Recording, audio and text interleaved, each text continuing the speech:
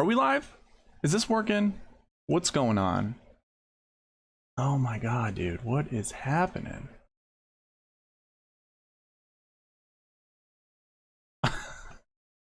It's all over the place. Anyone in chat, can you confirm that this is live? Unbelievable. I think there's like a 15-second delay, right?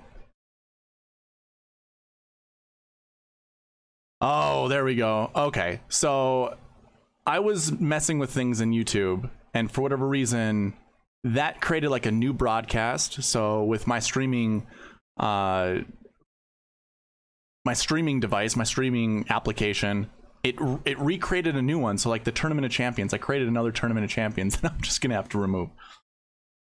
Alrighty. Well, welcome in everyone. My name is Eric with SweetSpotDFS. This is a DFS strategy video. I'm going to be talking about the SweetSpot Ranks, the Marquee Tee times, and I'm bringing back the anchor buckets. And then later on, what I'm going to do, we're going to go build some lineups. So if you guys have questions or if you have ideas of how you want to build lineups and use it against the bucket system as well as the optimizer, feel free to provide any questions, give me your input, anything like that. But before we get into any of that, well, I want to remind you guys of giveaways that I like to do. Now, this monthly giveaway that I'm showing on the screen is also my weekly giveaway. I want to reward those that participate on the channel. And all that you need to do is be subscribed and comment down below.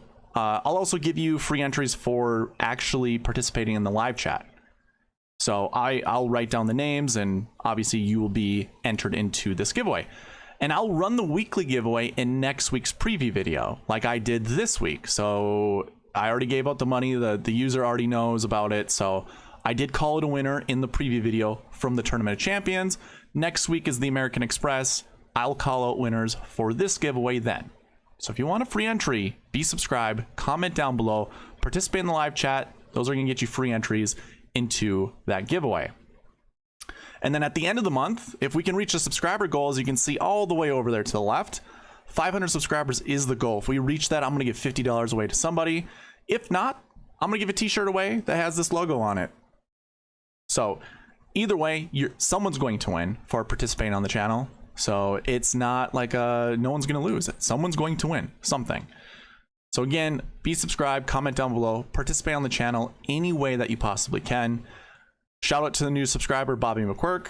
Dave S has been killing it in the comment section. Top commenter. I'm going to try to call those out every single video that I do just to give some recognition. So thank you all. And Shot Like Harden, man, you're always in here too. So appreciate you. And Joanne. Hi, Joanne. Joanne is an all-star when it comes to commenting.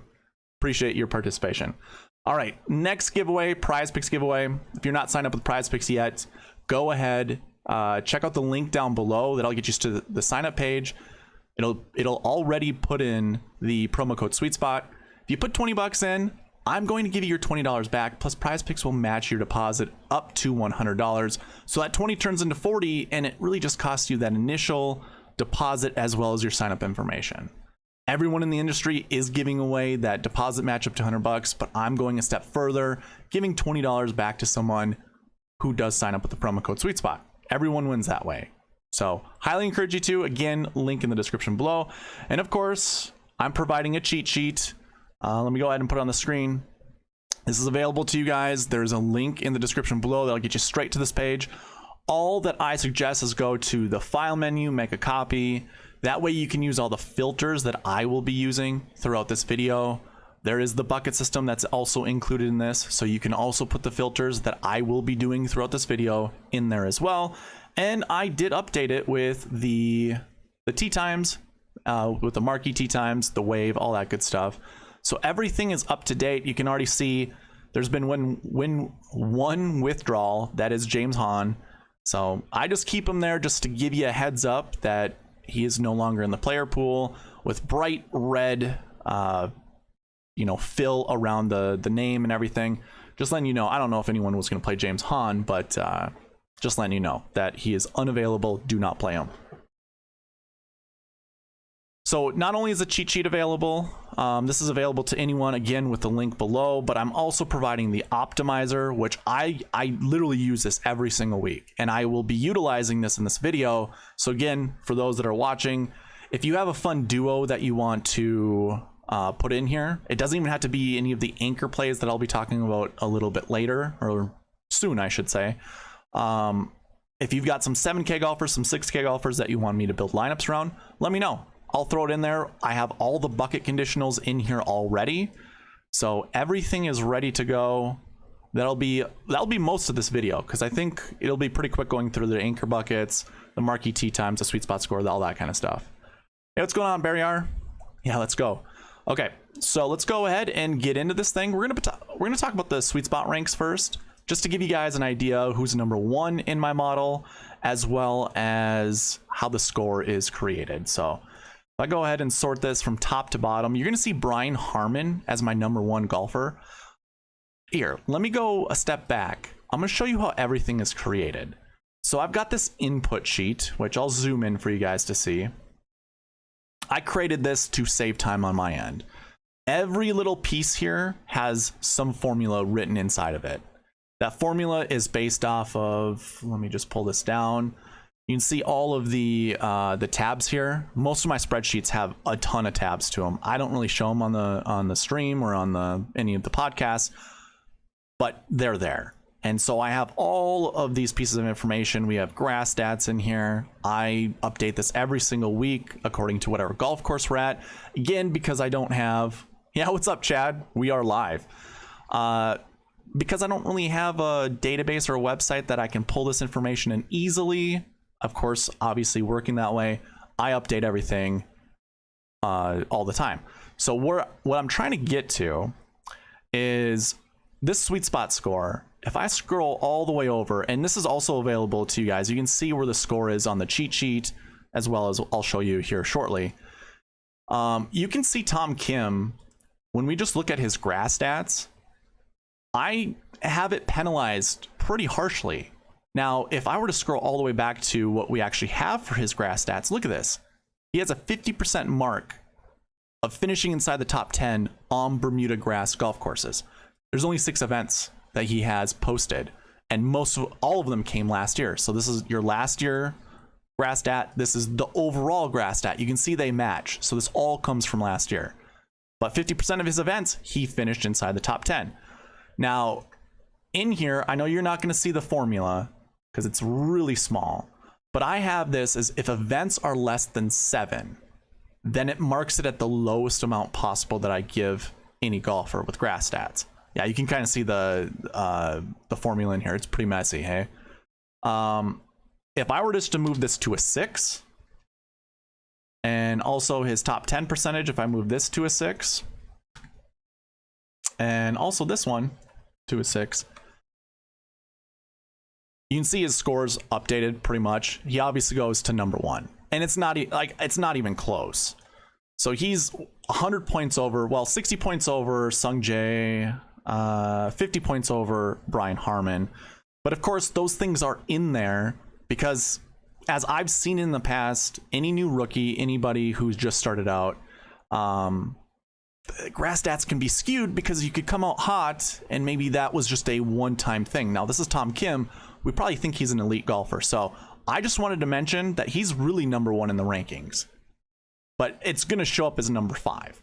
It doesn't really matter for us when we build lineups because it's still going to pull in Tom Kim regardless, but we can actually make those updates on the optimizer and put him up there just to see if it just organically chooses Tom Kim or if we have to kind of force him in there. But either way, I wanted to share that with you so you know. But yeah, again, how I use SweetSpot scores, we look at OWGR, all of the grass stats, overall, top 10 percentage. Those go back to 2013. We look at last year, so a full year's worth of grass stats. You can ignore grass stat 2. You can see all of the numbers are the same. Then we're looking at course history. I just marked this as tournament history just because that then encompasses every golf tournament that I do. We've got bogey avoidance, birdie or better, driving distance. Obviously, Chad, Josh, and I talk about this all the time. The further you hit the ball, the more scoring opportunities you're just going to have, because you'll probably have shorter clubs into the green regardless of if you're forced to carry something or you're forced to lay up or anything like that. Still, driving distance will matter. It's not perfect,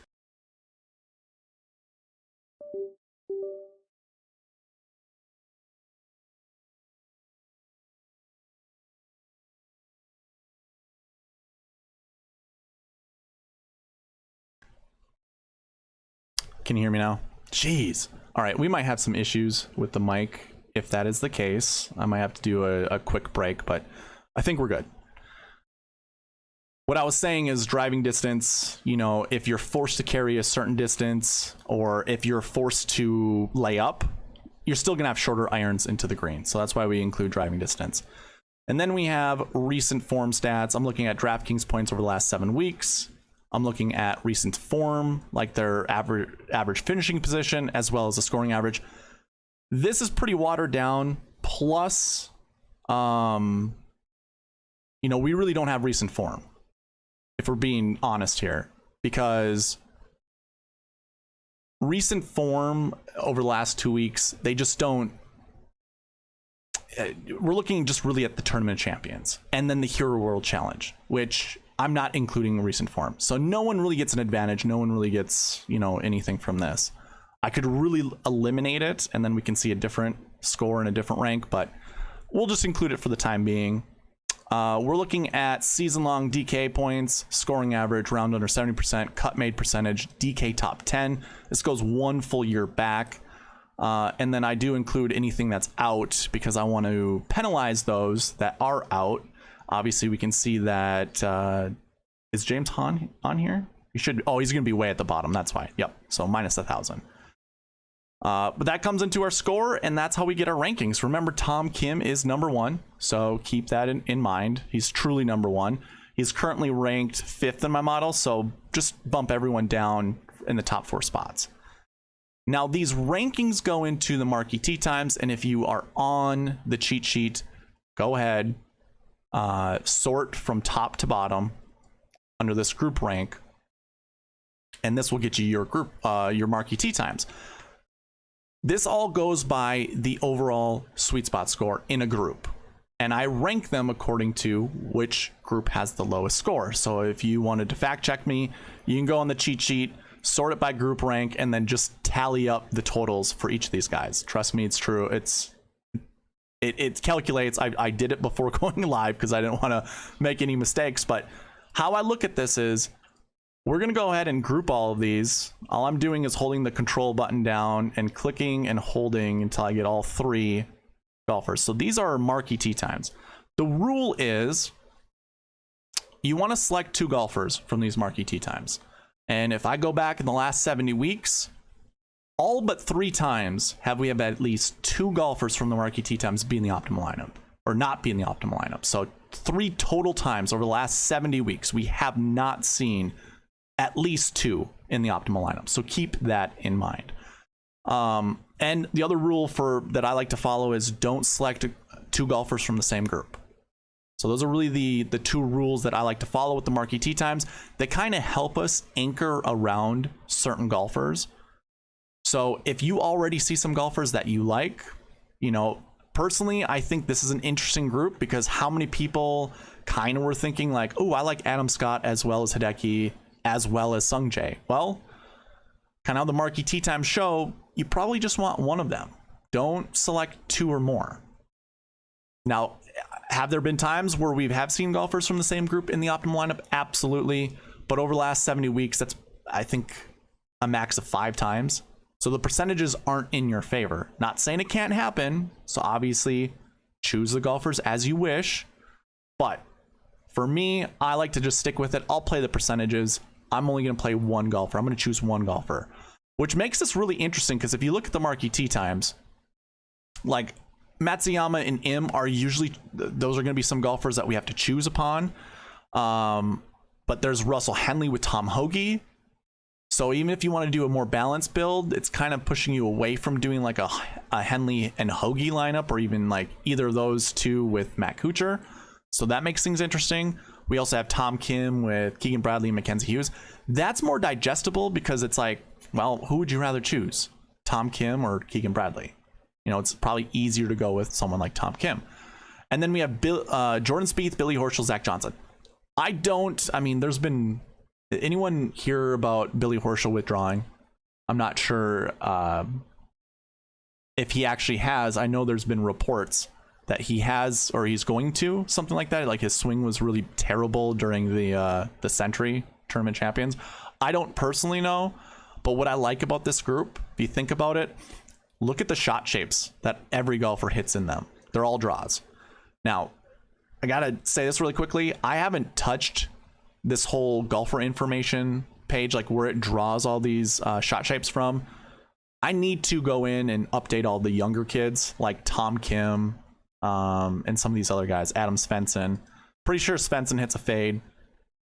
Don't quote me on that, but I'm pretty sure he does. Same applies with Tom Kim. He also hits a fade. So when you have golfers that kind of see each hole the same way, they're all hitting the same shot shape, that helps a lot.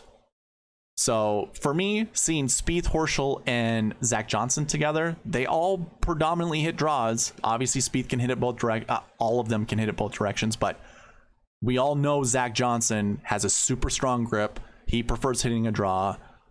They just, when it's a straight hole, most of them are going to choose a draw in this group. So I like that. I think that plays into Jordan Spieth's strengths, because if you all golf with someone and you watch, or if you're in a group of golfers and they all hit the same shot shape, it's really easy for you to see that same shot in the air, aim the same way they aimed, and hit a similar shot. So that's kind of how I view a lot of this.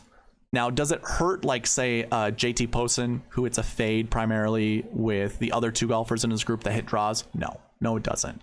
Not as much. I just think there's a bit of a benefit when they all hit the same shot shape. So keep that in mind. So with that being said, for each of you in the chat, what are the two golfers you guys are leaning towards right now? Barry R, save that lineup to a little bit later. So your Tom Kim, Spieth, Cam Davis. Remind me when I start building lineups to do that, because I don't know if the chat's gonna move from me where I won't be able to see it. I'm just catching up with chat. Shot like Harden, I'm glad you got the shirt. How do you like it?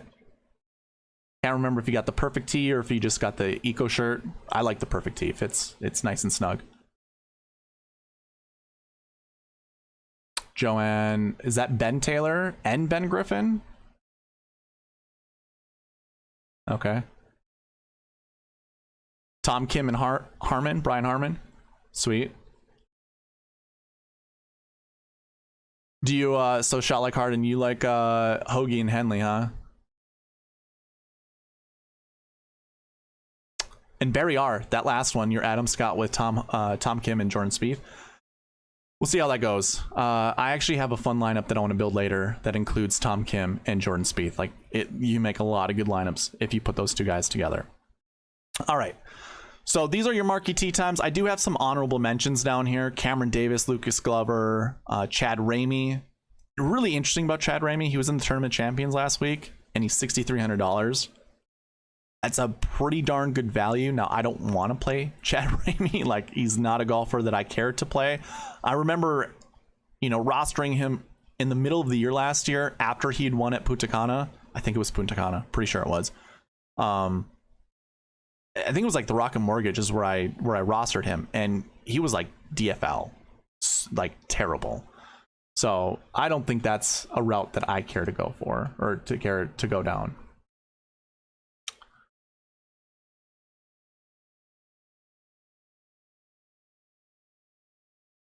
Right.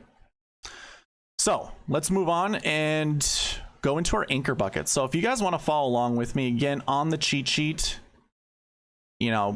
hit that link down in the description, go to the cheat sheet, file, make a copy, like I've said before. That way you can utilize the filters on here. So I'm gonna go ahead and put a filter on here. Remember, we want to remove recent form buckets because there's really no purpose to having them, and you're just gonna see nothing but zeros here anyways. I want there to be at least 2 events within the last 7 weeks to actually start looking at recent form, so we can just primarily ignore it. And again, you're not going to have any numbers in there anyways. So you can go into that stat, go down to recent form, unselect it, and then hit OK. And now we have this. When I like to look at anchor buckets, first of all, I want this minimum projection to be at least 1. So you can go to filter by condition and go greater than or equal to 1. And then furthermore, what I want in the max projection is greater than 2. Not greater than or equal than 2. I want greater than 2. You can see there's some really close ones here. 1.99, 1.97. That still isn't over 2, so I'm not going to include that. And the purpose that I want to kind of remove these is, if you remember in the bucket system, if the max isn't greater than 2, that means the minimum is 0. And obviously I'm not going to change these numbers for you guys. I want you to see them as they are. I'm a very visual evidence type of person, so I want to give you that opportunity to see it with your own eyes. It's not like I'm blowing smoke. But anyways, we're going to go greater than 2. And really, this is going to narrow down our buckets quite a bit. The other thing I want to do is I want to look at how many golfers are in that bucket this week. And I want to make it really easy for myself. So when I want to select at least one guy, I don't want to look at a bucket that has 69 golfers in there. I also don't want to see a bucket that has 125 golfers in it. What I want to do is actually limit this. And really, you don't have to put a conditional on here. You can go in here and just select a bunch of them, because that's not going to be difficult. Personally, I would want less than 30. And if I were to do that, we're really only looking at 3 buckets. But I think I want to open this up to 43, because I think we can look at each of these pretty equally. Shot like Harden. I like a lot of guys who played last week. And obviously, the buckets, we can see 2 buckets that you want to select golfers from that played last week. So that last week 1 bucket are golfers who finished somewhere between 1st to 20th place. That last week 2 bucket is anyone who finished 21st to 40th place. Now, there were only 39 golfers in that field, but I've been tracking this since 2013 at the Sony Open, so this goes back a long, long ways. Obviously, we've been hearing in the DFS industry or even the golf betting world that, oh yeah, most of the winners here have played at the tournament champions the week before. Well, obviously, I do that in great detail. I tell you, like, during these different ranges, how frequent you see golfers inside the top 10 who played the week before and what their finishing position was the week before. So kind of going with that, we can see 2 anchor buckets. So first of all, let's just go ahead. Let's get into this. Last year, 1 bucket is an anchor bucket. And once again, if you're following along with me on the cheat sheet, again, you want to make your file menu, make a copy, go to filter, put that DraftKings filter on there. And then we are just looking at last year 1s. Now, we want at least 1 golfer from this bucket. And these are golfers who topped 20 last year. But we can go 1 to 3 golfers. So again, it's at least 1, but we can go up to 3. Which makes things really interesting. Because looking at like Hideki Matsuyama at $10,000, that makes things pretty challenging. If you like Tom Kim and Jordan Spieth, you see they're not here. And we're looking at our first anchor bucket. But if, say, you like Russell Henley, Corey Connors, Keegan Bradley, I think I forget who he's grouped up with, but it's one of those golfers that I think he's with Tom Kim, if I remember correctly. Keith Mitchell, Christian Bezuidenhout, and then we get into our 7K range and 6K range. Now, these could be the golfers that actually work their way into the top 10, and you'd want these guys, one of those guys over one of these guys. But with 1 to 3, I feel like it's really unlikely that all 3, if there were 3 to actually finish inside the top 10, would come from this range. I think you probably want to start with one of these guys, which kind of blows up lineup construction for me, because if I don't go Matsuyama, I find it difficult to go with some of these other guys just because of who I like. But of course, we'll look at this when we get into building lineups. There are some 7K golfers I don't mind playing. And there are some 6K golfers here that I don't mind playing, including Dylan Wu, who just made it in. I don't remember what for or how, like if it was a Monday qualifier or whatever, but I don't mind Dylan Wu. So that's our first anchor bucket. Going into the next 2, we're looking at last week 1s and last week 2s. We can first look at the last week 1s. We want somewhere between 1 to 3 here. So again, we'll go in here, we'll select all, including everybody, but then we'll just look at our last week 1s. And now we've got decisions, because obviously I really like Tom Kim. I really like Jordan Spieth. Those are 2 golfers I like quite a bit this week. But None of those guys were in the last year one bucket. So you can see over here, no one would. Oh, I'm sorry, Corey Connors. So maybe this is a Corey Connors week. Hickok being a sleeper. Sure. We'll see about that. I'll probably eat my words just by saying that. But yeah, Connors being a last year one as well as a last week one. Remember when I say if they're golfers that have been in multiple anchor buckets, it doesn't. How do I usually phrase it? It doesn't ensure they're going to be inside the top 10. It just increases their chances. So with that being said, Corey Connors might be a really good choice. But same with Brian Harman. Like, I wouldn't mind that. I will say this though. Never mind. I'm gonna actually retract that. I saw the last year 5 bucket and thought it was a bad bucket, but it's not. That's a missed cut bucket, and missed cuts usually tend to be pretty decent. So 1 to 3 golfers from here. Who are you eyeing up? Who would you want in your lineups? I mean, it's nothing but 8K and above golfers. So that's already really difficult. Is it just 8 golfers in this bucket? Yeah. 8 golfers. The top 20 last week. Who's your winner?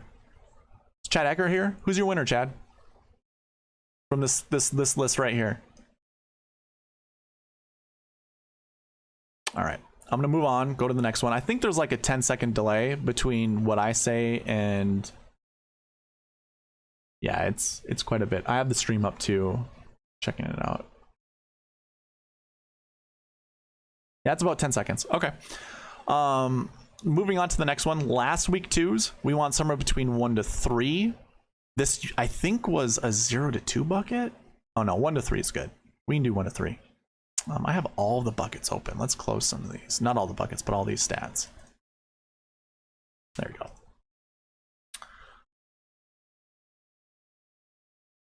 All right, so last week 2s are the next bucket. We want somewhere between 1 to 3, but probably closer to 2, most likely. Barry, yeah.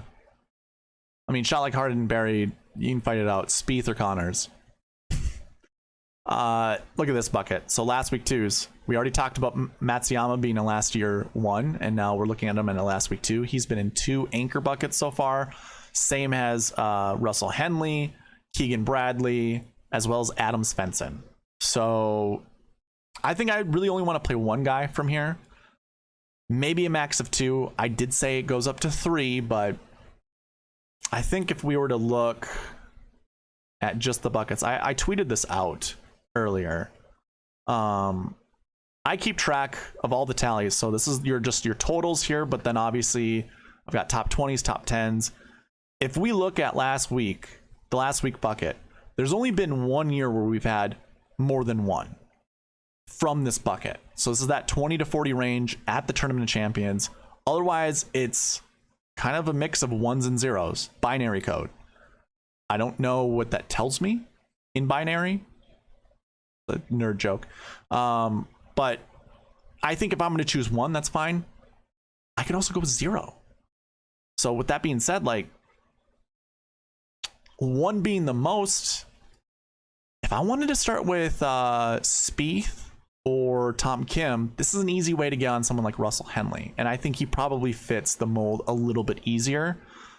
If I did go with Spieth, I'm not playing Horschel. Remember, they're paired up together. Keegan Bradley might be interesting, but he's paired up with Tom Kim, so I can already kind of cross out these 2 guys because they're with golfers that I probably want to anchor around. But the more and more I look at this, the more and more I gravitate towards Hideki, and I can't remember who I was talking about in the comments. It could have been Barry. Barry, let me know if it was you. Someone was like, well, Hideki is I'm thinking Hideki back to back. The buckets are kind of pointing towards that, which to me is a little scary. I don't know if I want to play Hideki. I don't really have an issue playing Hideki. I do like JT Poston. I don't mind Adam Scott, any of these guys. I really probably won't play any 3 of these guys down here, though. I can probably exclude them and just really look at these guys. So there's 8 guys, pick 1, maybe 2. So that's the last week 2 bucket. Let's go into the next one. Course history 3. This is a big one. This is like a kind of a volume driven bucket. We see 38 of them this week. Usually we see 34. And we've seen at least one golfer from this bucket finish inside the top 10 every single year. I am projecting somewhere between 2 to 5, but of course I do have that conservative max projection over here just to kind of weigh us down or to boost us up, depending on what the sweet spot score is for every golfer in that bucket. Brings us down. So it's somewhere between 2 to 4, but we can go up to 5. Okay, Barry. Yeah, I don't remember who it was. Can't remember off the top of my head. But anyways, 2 to 5. And I guess if we wanted to take a look at the buckets just to give us kind of a better feel of the course history buckets, course history 3 is what we're looking at, and we want to see top 10. So if I scroll across this, one year we did have one. Oh, that jilted us all the way over there. Let's do this. So one year we had one, but we've had at least 2. Well, let's take this. So 2 years we've had 2 or less. Otherwise, we've had more than that. And if we're looking at kind of our average per year in that bucket versus how many we have this year, it's probably leaning towards 2 to 3 golfers from this course history 3 bucket. At least 2. Maybe, or I should say even maybe at least 3. Of course, we have to take into account the quality of golfer. That matters a big, a ton. So let's take a look at this course history 3 bucket. Remember to clear out, select everybody in that last bucket that we had filtered out. And we're taking a look at course history 3s. And let's go ahead and remove James Hahn from that. This doesn't make things any easier. We have Russell Henley up there once again. Same with Keegan Bradley. Man, that is tough. I do like seeing Sung J M and Jordan Spieth up there. I'm trying to force Jordan Spieth into most of my lineups. I could see going Jordan Spieth and Russell Henley. They're also in the same strokes gained 3 bucket, which is a bit difficult to go with. I really like KH Lee. I mean, the thumbnail of this video is pretty much who I like going into the week. I usually do all my thumbnails that way, just golfers that I like. And this in the strategy video, this video was KH Lee and Jordan Spieth. So I'm trying to make that work out. So we want somewhere between 2 to 5 golfers. I like a lot of golfers in this range, and you're going to see the optimizer spit out a lot of golfers from here. Like it chose Chris Kirk a bunch. It chose Adam Scott a big. You're going to see that it chose Adam Scott a lot. It also chose Keegan Bradley here and there. It really started in the 9K range. It excluded all 10K golfers, which is kind of interesting. But yeah, we'll see that here. And really, it's hard to make any decisions with 6K golfers and down. Remember, I just say close your eyes and throw a dart at each of these guys. Like, just choose them by random. Very difficult to get your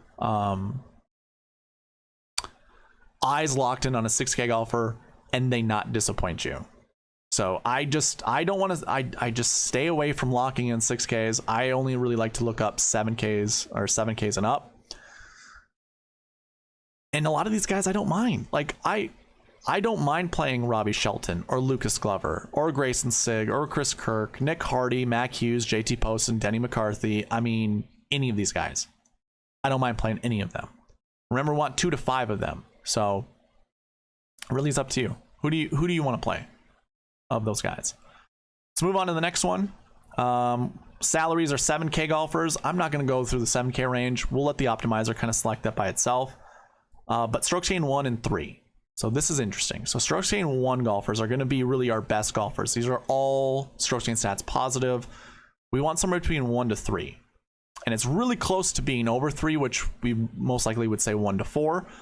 But our conservative max projection, which either boosts us up or brings us down, is bringing us down. So really we want 1 to 3 of these guys. So again, come in here. Let's select everyone from the course history bucket and then filter out everyone except for our strokes gained 1 buckets. And it's all your top guys. Yeah, we have Ben Taylor down here, $6,800. That seems like a good value. Kurt Kitayama seems also like a good value. I don't know if you guys follow this page, but there's this golf injury report I got pushed to. I think is actually a great choice to go take a look. I think Kurt Kitayama's on here, so this is kind of our own like version of injury report kind of. They're pretty good. They talked about Xander last week with the potential to withdraw, and they were spot on. So yeah, Xander did withdraw. And I think Kurt Kitayama's down here at the bottom, if I remember. Maybe not. I guess not. Yeah, so don't look at this Tom Hoagie thing. This was traveling thing. I don't think that's going to be an issue. I think it was David Lipsky. That might have got my... I might have been confused with that. I thought I saw Kurt Kitayama as well. Okay. Go ahead and bring this back over here. Get back here. So, hey, Kurt Kitayama I like. I also really like Cam Davis, KH Lee, Keegan Bradley, a lot of these guys. I'm probably staying away from Billy Horschel, though, honestly. I think Billy Horschel was #1 on their list, by the way. I don't know why it wasn't showing that. I think it was just a thread. John Hull withdrew this week. Okay. Interesting. Korean cowboy. That's true. I like KH Lee. Yeah, so 1 to 3 golfers from here. Now, it's not really so much select 1 to 3. I'm projecting 1 to 3 guys from this bucket finishing inside the top 10. You might not be able to roster 2 guys from here. Like you might, if it could be Tom Kim and Sung J M that finish inside the top 10. It could be Tom Kim and Hideki Matsuyama. And one of them could finish 9th, and you wouldn't want to roster them if you were trying to take down a GPP. So really, you just might want to select 1 guy from here. And it could happen that 2 or 3 of these guys do finish inside the top 10, but you wouldn't have been able to roster each one of them. So if it was like the top 3 guys here, Kim, Im, and Matsuyama, they could finish inside the top 10 and you can't roster all 3 of them. So you still have to select 2. So keep that in mind. Just because it says 1 to 3 and you're like, well, I need to fit 3 guys in, that might be a fool's errand. Like, might not want to do that. But I think there's enough value down here. I mean, KH Lee, Cam Davis, JT Poston, Kurt Kitayama, Ben Taylor. I don't mind creating lineups that way. And I guess if I were to select 3 golfers from this bucket to put in my lineup, I'm probably putting like Ben Taylor and one of these 4 golfers, like KH Lee, Davis, Poston, and Kitayama, to pair up with any of these guys up top. I think it's the only way you can do it if you're going to put 3 in there, which kind of hamstrings you, but it also, you know, makes your lineup building pretty strict. So it might actually help you out. And those 3 guys could literally be the guys you want in your lineup. So keep that in mind. And then strokes gained 3, we want somewhere between 1 and 3 golfers here as well. So go ahead and take out the strokes gained 1, put in strokes gained 3. And there we go. We got Jordan Spieth up there, Russell Henley, Corey Connors. These are already names that are giving us headaches trying to figure out who to play. But that 7K range is pretty juicy. There's a lot of good golfers there. And I don't mind the 6K range. Now, just to remind you what this bucket is, it's positive off the tee, negative putting. So it's really interesting to see Jordan Spieth there. And this is one of those like moments we could talk about strokes gained stats. If he's been hitting the ball really well off the tee and then sticking his irons close, meaning he has positive off the tee, positive approach, any missed putt is going to lose him strokes. So to me, a good putter like Jordan Spieth can turn that around. We know Jordan Spieth is a good putter, but over the last year, he's -1 or -0.198. Approach still looks good. Off the tee's not bad. That tee to green stat looks really good. Jordan Spieth is one of those guys that can obviously turn around the putter. And these are relatively flat greens. Really like Spieth this week. Same applies with like Corey Connors. We know he's a bad putter, but in a golf course like this where the greens are fairly flat, I don't see there being an issue with Corey Connors. Like, I just think Corey can't find the line. He usually hits the speed pretty correctly. So the chance of 3 putts probably not really high with Corey Connors, but you know, the actual birdie makes might be low. Either way, I think he's a safe play. I really like a lot of these golfers down here though. I could see myself getting on a few of these guys, and we want somewhere between 1 to 3. I'd be comfortable playing 3. There's enough golfers in here that you could do that. Probably want to start with 2, if I'm being honest. Yeah, there have been at least 2 golfers from this bucket to finish inside the top 10 every single year. So make that as you will. it gives me more confidence playing 2 golfers. It doesn't mean that 2 golfers will actually be inside the top 10. Remember, the projection's 1 to 3. These are fairly conservative projections to finish inside the top 10. All right. I don't mind Grillo. I think it's difficult. I think he's $8,000 if I remember correctly. Let me open this up. Is he a stroke chain 2 golfer? Yeah. So his putting came around. He's a positive putter now. $8,000. I don't mind Grillo. I don't mind waiting, honestly. Even though this is a short golf course, I don't necessarily care all that much to put a short hitter in my lineup. Wow, his only negative stat is around the green over last year. Has he turned it around? Oh, his approach isn't super great, so still positive, but barely. So that's something to think about.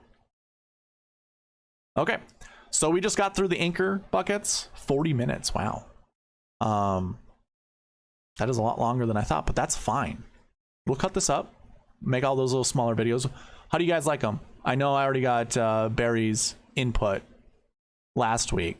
You like the long form videos and then me cutting up into shorter versions?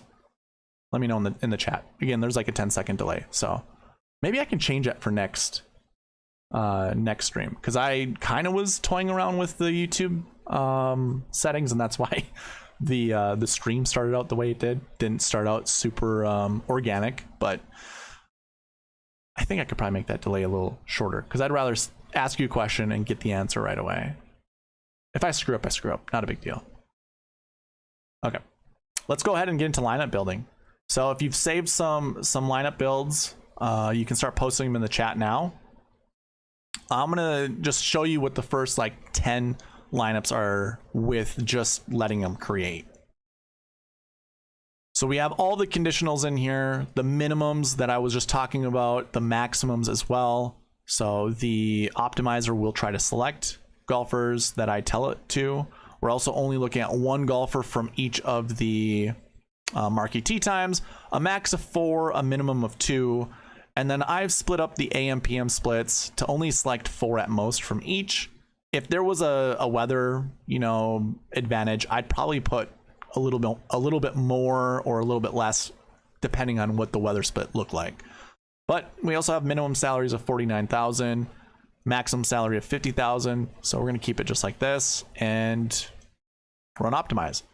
So again, I'm gonna run 10 lineups, and I'm gonna show you what it just selects. So it's let's bump up Tom Kim. So he was what, 50 points above Harmon. So let's just give him a full 100 points, 1137. If you're interested in this optimizer, let me know. I will send it to you. You gotta be subscribed to the channel, participate in the comment section. But I can show you how this works out. We can change these metrics however we like. We could bump up Hoagie and Henley to see if the optimizer will select them even more, but you can see all of the sweet spot scores right in this metric. So let's remove this. And let's run optimizer and see if it will actually select Tom Kim now. Doesn't. Still selects Brian Harmon. So regardless of Kim being the top ranked golfer, it still likes Harmon's, and well, the rest of these guys, all of their value.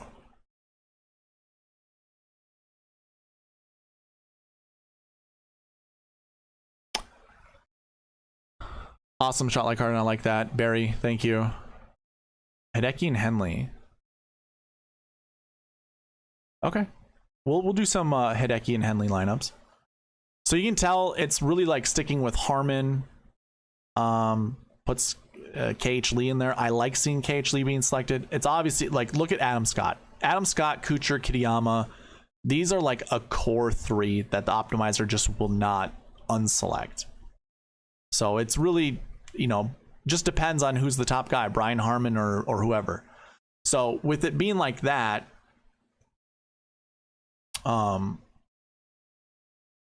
you kind of have to force the optimizer to select certain things. So you can do it one of 2 ways. Oh, I had it actually making sure it selected a 9K golfer. I already was messing around with it just to see what it was like. But even if I don't select a 9K to make sure it picks one, it definitely is with like Harmon and golfers like that, even Horschel. But let's say I want to make sure that I do a 10-9-8, 7-7-6. We talked about that. So I'm going to go ahead and make sure it just selects one 1K and one 6K. We can make substitutions. Actually, how about this? We'll just make it a 0. I don't mind it making substitutions. Actually, that doesn't make any sense. Because if I'm not allowing it to select, like I'm making sure it selects 1, we're not making any substitutions. So if I run it this way, where it's just making sure we have a 10-9-8-7, throw in like a Tyson Alexander, but it's Brian Harman, Adam Scott with Tom Kim. So I go through this. So, okay, I like seeing a little bit different golfers showing up. So we got Tom Kim, Horschel, Mitchell, Svensson, Kirk, Taylor. I think Kirk is a pretty good value, so I'm sure Kirk will show up a lot. Horschel, Mitchell, Gordon. So it's really kind of being with Tom Kim. He's obviously the highest rated golfer in the 10K range for me. Hideki Matsuyama is actually the lowest. So we're seeing a lot of Kim, Horschel, Kim, Harman lineups. Looks like if there's Harman, then it goes with Scott. If it's Horschel, it went with Mitchell. I think that's what it was. Interesting. It doesn't really matter. Okay. So let's see. Okay, Charlotte Carter, I'm going to do some Henley and Hideki lineups. I'll do mine later. I'll just make sure to be active with chat. So we got Hideki and Henley. Do you want to follow any kind of salary structure? Like you want to do the 10-9-8-7, just make sure that's those golfers in there. Tyson Alexander is a really good, I think it has something to do with an event he played in the fall where stroke chain stats are really good. So anyways, once I hit run optimize, this little N for no will get added to the lock part, and so we won't see Tyson Alexander again. But something like this, I like this a lot. Matsuyama, Henley, Lee, Kitayama, Glover, Benny Ann. I don't mind playing Benny Ann this week. Now we kind of switch. So it looks like we have a core 4 of like Lee, Henley, Matsuyama. This time we have Gordon and Ben Taylor. I think that's a really good lineup. We can also exclude golfers from this too. So Lee and Gordon are showing up a lot. Let's say we don't want Lee and we don't want Will Gordon in our lineup. We can run this again and see what it's like. I would play Ramey in that lineup over. Okay, I'll put Ramey in there and see what the buckets will do. So we got JJ Spawn. I don't know about that. Oh, and a min 6K golfer. Gross. Yeah, I don't know about that. Okay. Well, if it goes with like this, let's just limit the 8K range to 1 golfer. I don't want to see Spawn together with another 8K. Okay, I don't mind something like this. Spawn, Kitayama, Kirk, and Marty Doe. Yeah, I don't want to see... Charlotte Carden, do you like JJ Spawn? Should I keep him in here? Like, this is gross. I don't personally like Spawn. And it breaks. So we don't have a lot of options if we keep these constraints the way they are. Maybe if we have 2 8Ks, it'll show. Nope. So maybe if I just make this all 0s, I think we want at least 1 7K for sure.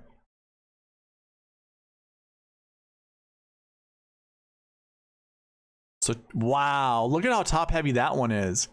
Matsuyama, Henley, Harman, Ben Griffin, Lucas Glover, Jimmy Walker. I don't care for Jimmy Walker. It's not a terrible play. We have no idea. Max McGreevy. So it's just going to show a lot of these low 6Ks. Okay, that's gross. Yeah, so not a lot of options when we go Decky and Henley. Unless you're cool with that core. You know, like I said, it selected what? Will Gordon and... So it's Lee, Kitayama, and Kirk. Those were your 3. And you said Ramey? Oh yeah, that's right. Let's go down here. Chad Ramey. So let's see what it'll do. Broke. Says no. Cannot do that. I don't know where it breaks. Something has to be maxed out though.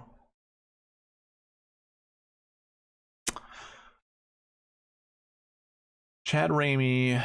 I'm guessing. Let's see. So I think Ramey matches the recent form 2 bucket. Same with Matsuyama. Is that where we're breaking it? No, because recent form doesn't matter. I don't know. What if I remove Henley and just have Chad Ramey and Hideki? Do I have something at 0 maybe?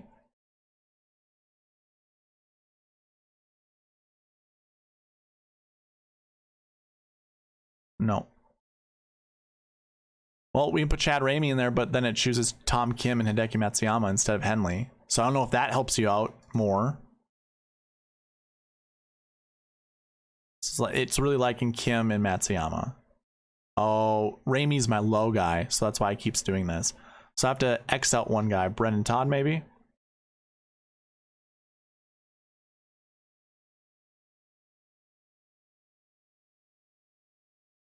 Oh, Putnam, Kitayama, Kirk, Ramey. I think that's a solid lineup. Let's go on with some other ones here. Oh, you do like Spawn. Okay, so then, hey, you've got some Spawn lineups. Awesome. Joanne would like to see a Kim, Harmon, Lee. Now, just to... Kim, Harmon, Lee. I suppose we know which golfers those are. I was going to say, just to validate, we're talking about XYZ, but I think we know. So Tom Kim.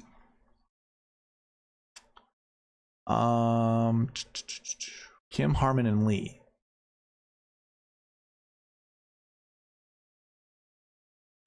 Sounds like a lineup for my preview video. That breaks? How does it break? PM, AM, PM. Harmon, 1-1.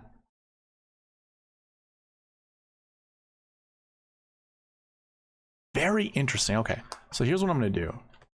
Just want to double check something. This is how I figure out if it breaks. So if you're doing this as well, if you get it, and you just want to see why it breaks, I like to copy all the minimum projections, throw them over here, and then do all the max, throw them here, and then just change this 0 and 6. Copy both of these, and then select all the way down to these buckets. Come back up to the top, right click, and just paste the values in. So now they're all 0, 6s. And let's see if it'll just build me a lineup without breaking. And then you can see where the minimums are, where we're telling it to do minimums, and see if it breaks that. So let's see. So we're telling it to select 1, last year 1, and it's not. So this is where it breaks. It's like it can't build lineups. Interesting. So there's one this is one item where it breaks. Is there anything that goes over? This is where 1 breaks, because this is a max, so we only want 2 last year 3s. So that's where it's breaking, is the last year 3s. But, well, I shouldn't say that. It's just making a lineup, being able to build with those. Because if I were to hit this again, this probably changes. But yeah, there must be some kind of constraint when it comes to that, because I think we're selecting, well, we're selecting Kim, Harmon, and Lee. So Harmon and Lee are last year 3s.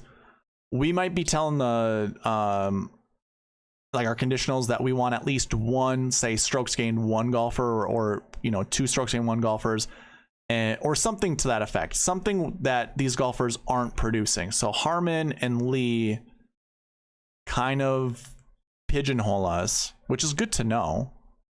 So it's a combination of KH Lee, Harmon, and Kim together that are kind of pigeonholing us. Something to that effect. So if you have another trio, by the way, you also don't have to follow the bucket system. Like, I could put these maxes on still, and we might actually still get something. Sometimes I build lineups with no minimums because I don't like how strict it is. See, we can build lineups. I don't want like a Trevor Cohn in my lineup. There, something like this is better, like a Kim, Harmon, Lee, Svensson, Glover, Doe lineup. I wonder where it is. So the last one, I'm gonna take Marty Doe back. Just want to see why it's doing that with Marty Doe. So if we take a look, we want at least 1, a max of 3. It's only choosing 2. 0 to 2, it's selecting 2. So we're good here with the last year buckets. This is fine. We want at least 1, it's choosing 2, no more than 4. We want at least 1, no more than 4, we're good there. 1, no more than 3. Selecting, we want at least 3. Here we go, this is where it is, the last week 6 bucket. We want at least 3. Maybe we drop that to 2. I think that's what we do. We drop this to 2. So if we're looking at last week's 6 buckets, right? So I'm actually going to remove the filter on here, come down here and look at last week's 6s. It says 3 to 6. And we've seen at least 3 inside. Okay, here's the other thing too. Again, sure, 3 could be inside the top 10. We might not be able to roster all of them. I actually don't know if that's... Is it just because they're all high priced? Because I can't imagine where we can't have at least 3 golfers. Yeah, they're all low priced. I'm sure it has something to do with the other buckets. Interesting. Are they all too strict? So we want at least 3, and we want at least 1 with these. So it's a max of 5 for our minimums. I don't know. I don't know if it really matters, but let's just keep it at 0 right now. I think that's fine. And we'll have just our maxes like this. Let's see, let's get caught up with chat. I do like Spawn. I'm really not getting a lot of Harmon this week, kind of scary. Yeah. I do like Harmon this week. Like, let me actually rephrase that. I like Harmon this week because it seems like a golf course that would suit him. You know, if we wanted to do any kind of comps to any other coastal courses, like what did he just do with the RSM Classic? Just finished 2nd. So I don't think that's terrible.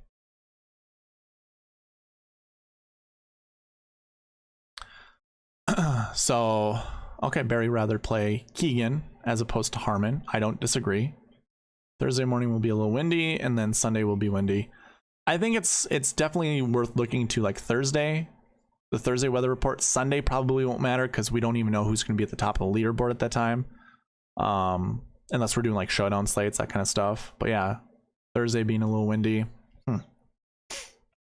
See, do we have any other lineups that you guys want to see? Any 7K golf? Okay, hold on. Spieth, Connors, Cam Davis. All right.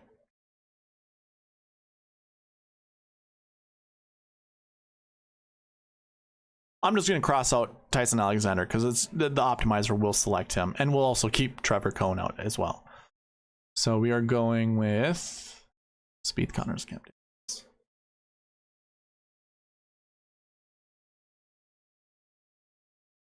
I like this trio here. Spieth, Connors, Davis, Kitayama. Yeah, so this is a sexy lineup. This is a really good lineup. I like that one a lot. Gordon, Svensson, Taylor. It's another good lineup. Kitayama, Svensson, Yu. So we're going to see a lot of the same golfers, but that's okay. I don't care for Eric Barnes. Kitayama is being selected a lot. I do like Kitayama a lot this week. Well, if John Huh has withdrew, probably don't want this. Svensson and Shelton. Already said I don't mind playing like Shelton this week. So let's go ahead and remove Chris Kirk because he keeps showing up. Let's see what the optimizer will do. Will Gordon, Aaron Baddeley. I don't mind Aaron Baddeley this week. Sabatini, I don't mind. You know, like for dart throws. That's all I look at the 6K range is just dart throws. But it's like Kitayama, Gordon. So that's not terrible. And a lot of these 6K golfers are actually pretty decent. So I don't mind that whatsoever. Let's see, is this going to choose Tyson Alexander? No. How about we remove Gordon?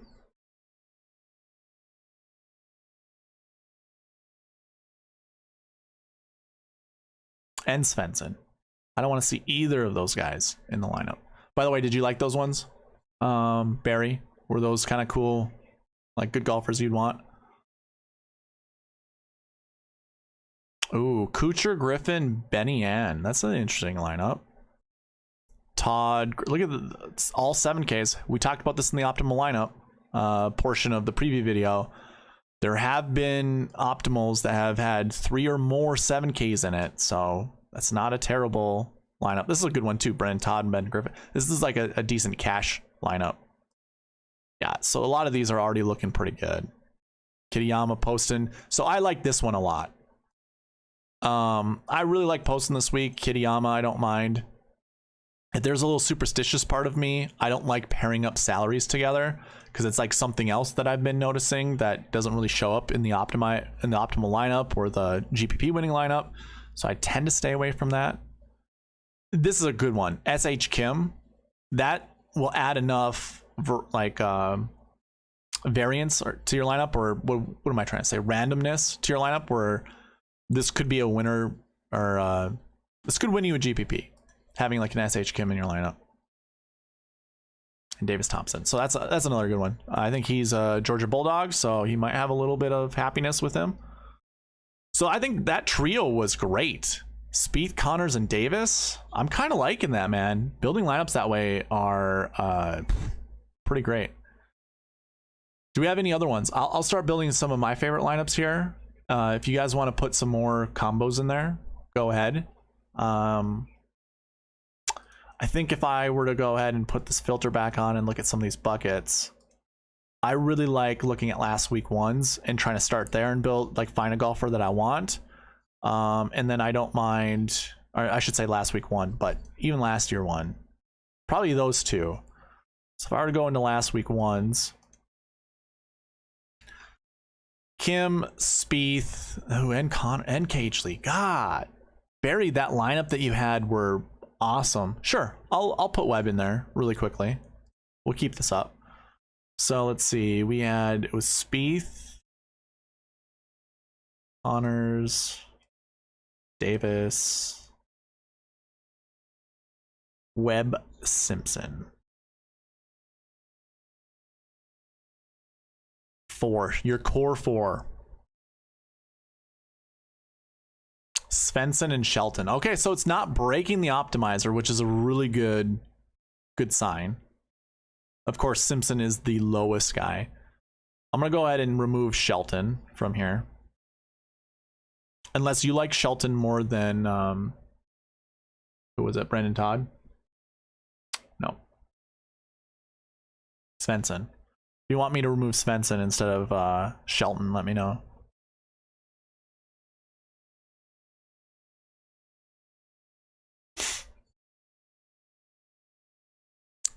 That's a good one. Svensson, Webb, Ben Taylor. I like Ben Taylor.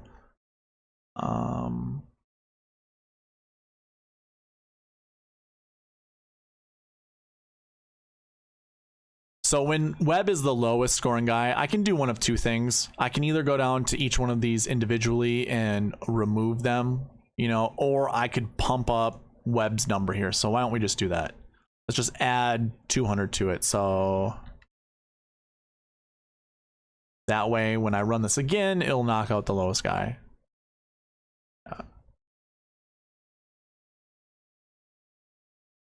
Yeah, so it's really locking in Svensson, so I might as well just remove him. Yeah, but those were good lineups. I didn't mind that with Svensson, and I do not mind playing Svensson this week. I think that's a pretty decent choice.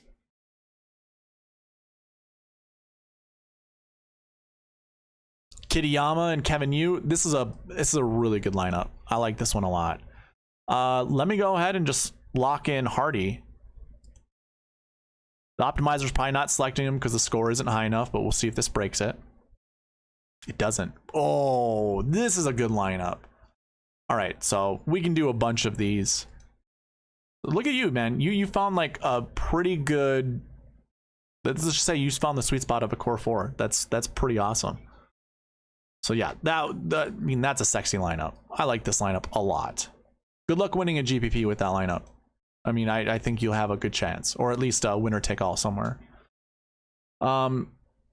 Yeah, Svensson let me down too. I had Svensson in one of my really good lineups that in the beginning, like I think I was sniffing the top of the drive the green, and I had Svensson in one of my lineups. So after day 1, I was kind of excited. And then I think day 2 is where he shot. It was either day 2 or day 3, he shot 5 over, and that kind of just ruined me. Okay, so moving on to me building some lineups. I don't mind starting with, you know, either of these 3 guys, and I also really like H. Lee, but I'm just gonna lock in one guy. So I'm gonna build some Tom Kim, and I'm also gonna build some Jordan Spieth lineups. I also want to find a last week 2 golfer to anchor around.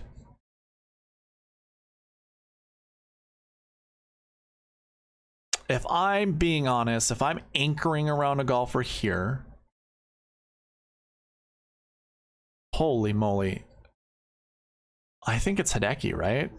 Do we just go Spieth and Hideki, or Tom Kim and Hideki? Yeah. Okay, hold on. I forgot I had some lineups that I wanted to show you guys. So if I went like Tom Kim with Jordan Spieth and hit run optimize, there are some sexy lineups that come from this. Oh yeah, we have Webb locked in, or no?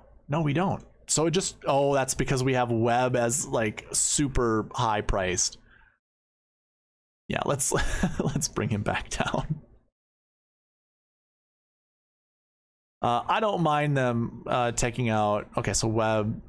I forgot who was the last lowest one. Was it Glover? Yeah, that's fine. We can take out Glover. But building lineups with Kim and Jordan Spieth, you might think is bad, but look at this. Gordon, Svensson, Benny Ann. I'm cool with this, man. I like all of these lineups that come after this. Absolutely love. Like, look at how, okay, I don't like Trevor Cohn. We can go away from that. I was all excited that I saw an 8K like Mitchell in there. All 7Ks, 4 7Ks. We've seen that in an optimal lineup at this tournament before. I don't mind that. Of course, if I keep running this optimizer a bunch of times, it'll cycle through 6Ks, which is fine by me. Like, even that Jimmy Walker lineup, I don't mind putting into like the quarter arcade or even the dime time at all. This lineup right here, I find extremely attractive. Kitayama, Gordon, Svensson, and Kevin Yu. Kevin Yu is a good golfer. And in the 6K range, that's a pretty good value. So yeah, I'm really tempted to go Kim and Spieth just because of I like this whole core. And it does change here and there, like Gordon, Svensson. So why don't we just take out Gordon? I don't know what it'll do. I didn't really get this far when I was building lineups. I can take out Gordon, so we put in Kirk. I want to take out Kirk. Just this showing up way too much. Remember, I have exposure set, so when I build lineups, I'm not selecting like 100% of Kirk. I'm on Simpson right now, but like 12% is the max. That's using the projections of the buckets and what kind of. There's this huge formula page on this owner. I have an ownership page, and it shows me like the max owner or exposure ship. Yeah, that's a word. The max exposure I want for a guy. The median, kind of like somewhere in the middle. This is more of an average of what you would want to play a guy. So I like to use the maxes all the way down to the 7K range. And then for the 6K range, I just go 4% for the high 6s, 2% for the low 6s. That's my exposure per player in that 6K range. So Chris Kirk wouldn't show up that much for me. A lot of these guys wouldn't show up that much when I actually start building lineups. That's all I'm trying to get at.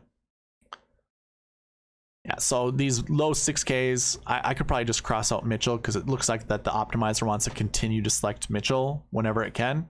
So we can just say no.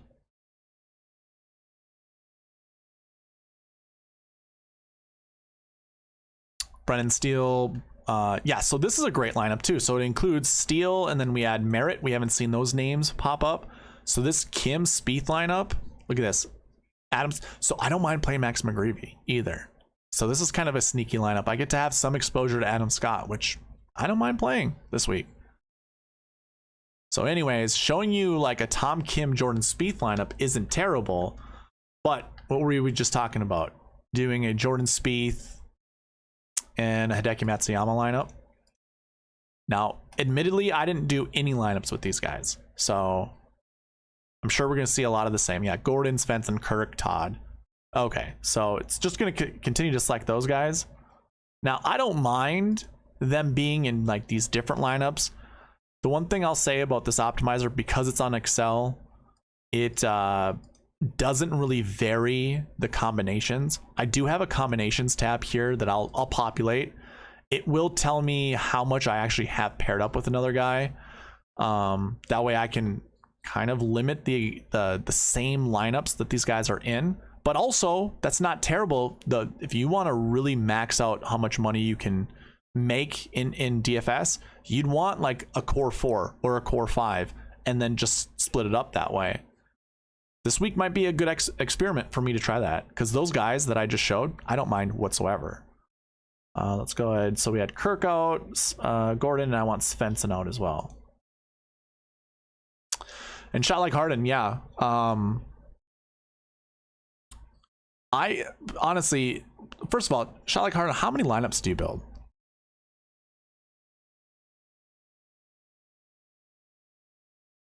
Like if you build more than 10 lineups, just put Benny N in like 2 of your lineups. Do not get married to a 6K golfer. I've done this. You and I have done this way too long. You know you don't want to get.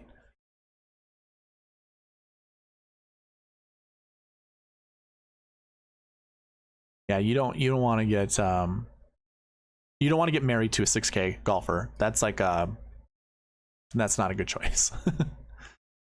Matsuyama Spieth, look at this, bringing in. Oh, so now we can do someone like Keith Mitchell, do 2 7Ks and a 6K. It's not terrible. Yeah, so it's just gonna continue. Oh yeah, that's cool. I like this lineup. And Kurt Kitayama is just the glue to a lot of this. So if I were to choose no, let's see what happens. 1500. Okay, so yeah, just honestly, in my opinion, don't play more than like 6 to 8 Benny Ann lineups. Just save yourself the heartache, man. Save yourself the heartache.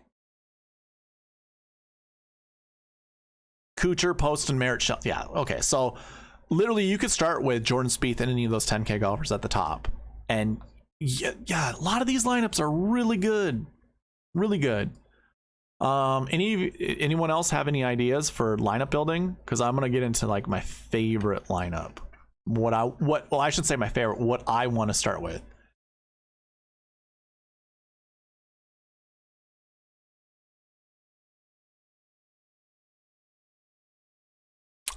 Shot like Harden, I really like the 6K golfers this week. There's a lot of good ones, especially in the low 6K range. I don't want to get married to any of the 6K golfers, but the fact that I can put a lot of exposure, I shouldn't say a lot of exposure, put low exposure to a lot of golfers, I like that a lot. Barry R, you like that Tom Kim and Spieth core? Yeah, I do too.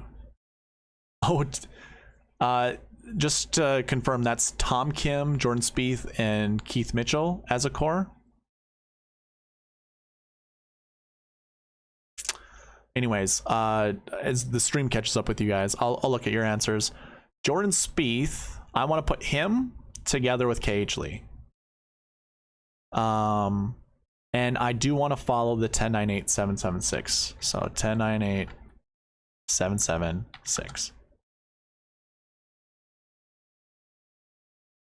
Really? That's it? Oh man, I like so many more 6K golfers than you. I'm not saying I'm right, I'm not saying you're wrong. I like this lineup.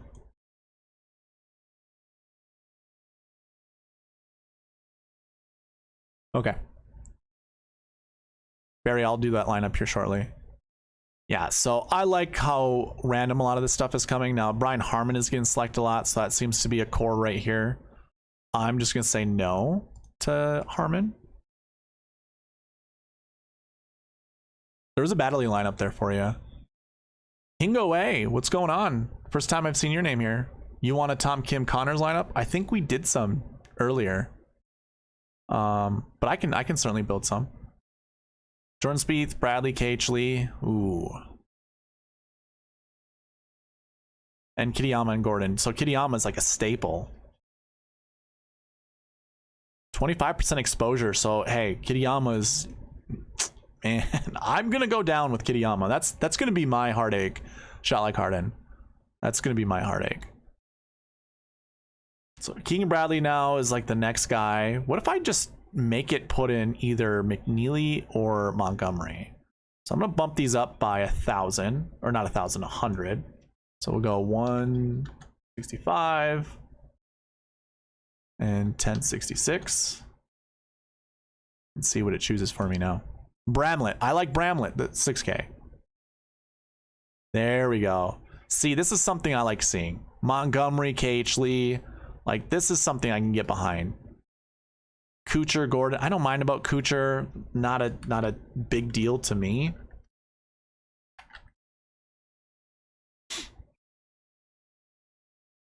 Benny Ann, Kurt Kitayama, Matt Kuchar. Let's not have Matt Kuchar. I'll play some Matt Kuchar this week, but dude, I'd rather wait. Hingo, I will do some lineups for you. Don't worry. I watch enough streams where I really don't like someone saying, "Hey, go back," and it's not like I'm a huge streamer where I'm getting a lot of traffic. I can make those lineups for you. I don't mind being on this for like hours. I'm not going to be, but I don't mind. As long as you guys are participating in this, I could sit here and do this all day. This is all theory crafting, in my opinion, so I don't mind. Okay, so Montgomery, KH Lee, Kitayama. Okay, so it's now Kitayama obviously shows up a bunch. Yeah. I don't want to see Tyson Alexander all that much. I will play him in a lineup or two. Okay, cool. I like the changing between Montgomery. I would like to see like McNeely show up there a bunch. Let's see if we can do some McNeely lineups, like if it will choose McNeely. There it does. Yeah, so like something like that I like a lot. I might do a core 4 this week, guys. I might do like right there. That might be my core 4. I personally have jumped on the Will Gordon ship before and it is sunk. So I do have some emotional trauma with playing Will Gordon. So I don't know. I'm not sure if I care too much, but anyways. Yeah, so I really want to make Spieth, KH Lee work. I think this is awesome. Let's go ahead. You know what? I'm going to keep McNeely and Taylor Montgomery's prices or their score the same, or I'm going to keep it right here. I don't mind Hoagie being this low because I don't want to play any Hoagie this week. And Henley, I'm kind of iffy about Henley. I don't know if I want to or not. But Hingo wants to take a look at Tom Kim and Corey Connors. Maybe it wasn't Tom Kim and Corey Connors that we saw. Was it Jordan Spieth and Corey Connors? I think that's what it was. So I do too, shot like Harden. I like the 7K range a lot. All right, so let's get Tom. Oh my God, Tyson Alexander in there. Ooh. Here, let me open this up and not do the 7 or the 1098-776. See what it does. Pretty balanced, man. Tom Kim, Connors, and then a bunch of 7K guys. We already know that these three are going to be selected a lot. Hingo, do you like any of these three golfers? Gordon, Svensson, or Kirk? Just tell me which golfers you don't like. Just put those names in here and we'll change this. Because I don't really know exactly what you want to go with. I can remove any of these guys. I can remove all of them. You know, Brendan Todd will already be removed from it. So you let me know, Hingo. And we will... Hopefully he didn't go back and try to search for it. Or she. Let me know. While you wait to answer me on that, I will look at some of these other ones.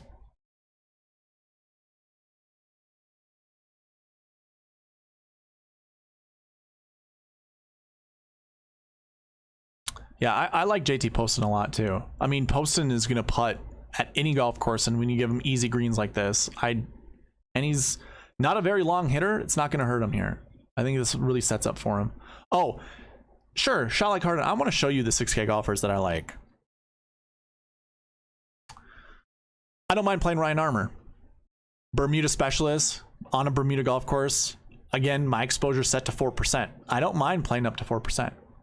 I also don't mind the idea of Sam Ryder or Joseph Bramlett or Adam Long. Don't so much care for Stuart Sink, but he still hits the ball long ways at his age. He can play really well. Kazuki Higa, I don't know a lot about him. The score is you know, is reflective of how much I don't know about him. He is higher than Adam Long, though, so take that for what it's worth. Ben Taylor, I like a lot. Don't care for Shank. Carl Yuan, I actually don't mind this guy. When I was like updating profiles, he was the top ranked amateur. I think it was either last year or the year before. So I don't mind playing someone like him. He's got upside. Same with MJ Duffy. Don't care for Piercy. I'm okay with Schmid. Really, really, really like Kevin Yu. Dude, Lingmerth, the fall swing popped, I think, at the RSM Classic. There are a couple other tournaments that he was doing pretty well. I think he shot an 8-under round at one of those tournaments. Is he back? I don't know. I don't mind taking a shot on Lingmerth. Nick Taylor, I mean, obviously the ball striking prowess that he always has is always good, but his stroke gain stats have been really poor as of late. I don't mind Michael Thompson. Kita Nakajima, I don't mind him, but the score is pretty poor. Benny Ann, obviously, I like a lot. Don't care for Katsuragawa or Katsuragawa. ZJ, don't really care for him. Matthias Schwab, he's hurt me enough, but in the 6K range, just fine. Again, I'm not going to get married to any of these guys. 4%, that's fine. Eric Barnes is fine. I don't really know much about Samakawa. Don't really care. If John Hull withdrew, then obviously I'll say no to him. Otherwise, not terrible. Chesson Hadley can show up. This isn't terrible. It's a Bermuda track. He's good on Bermuda. Marty Doe. I'm just going to go through some of these. I'm not going to go through all of them and tell you like every single one. I like Marty Doe. Ben Martin. Sure. I don't mind playing him. I don't mind playing Robert Streb. Sabatini, Eckroat. I might fit in some Malnati. I think I'm just chasing 2 years ago and how good he was then.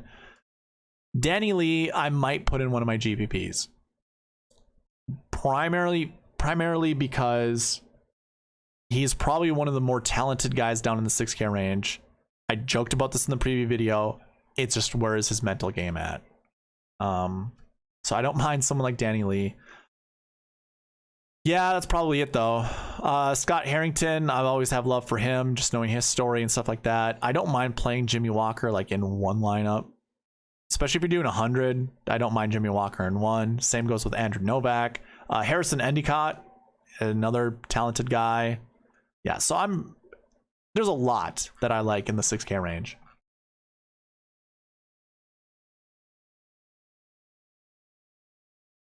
Well, Hingo, I'm not an expert either. Make a bunch of lineups and hope for the best. I think that's what we all do, Hingo. So I build lineups using the bucket system, which I don't know if you're familiar with. If you're not, there should be a link in the description. You can check it out later. But I like to use what I've noticed in the top 10 dating back to 2013 of this event. Check out the performance trends that go with it and try to apply it to this week's field. That way we can find some of those trends, follow those patterns a little bit, use our brain still, and select good golfers. Like, I'm not going to follow this 1000%, but I follow it north of 90%. How is Baddeley's history here?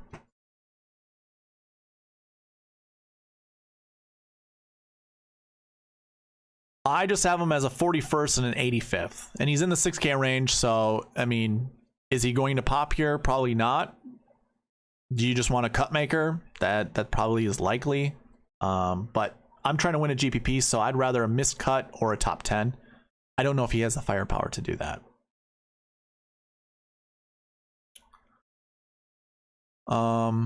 We have any other combos? Oh yeah, by the way, Hingo, did you see that? I'd asked you, do you like Will Gordon? Here, let me put that right here. These three guys. I can exclude any three of these guys. Gordon, Svensson, Kirk, and I can give you like another Tom Kim Connors lineup if you like. Joanne, I like Hayden Buckley and Ben Griffin.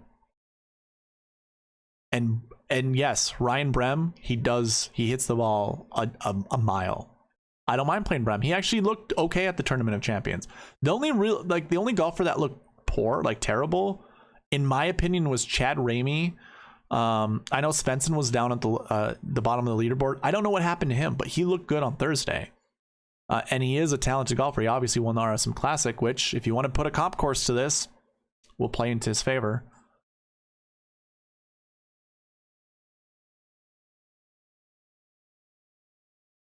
All right, so give me your favorite 7K golfers.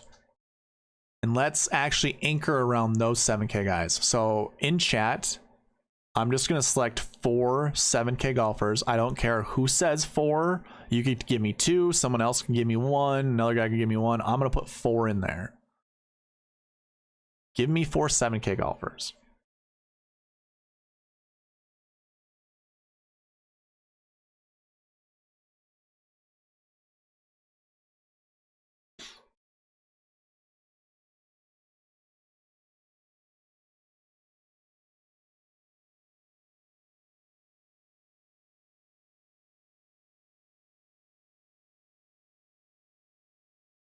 And there must be a really long delay. I'm sorry for the silence. I'm just kind of waiting for chat to catch up. See if you give me some 7K golfers. Maybe I should just build some lineups. So let's pretend that you don't like Gordon. Let's say Svensson and Kirk. We can keep Gordon up there. Let's say you don't like those guys.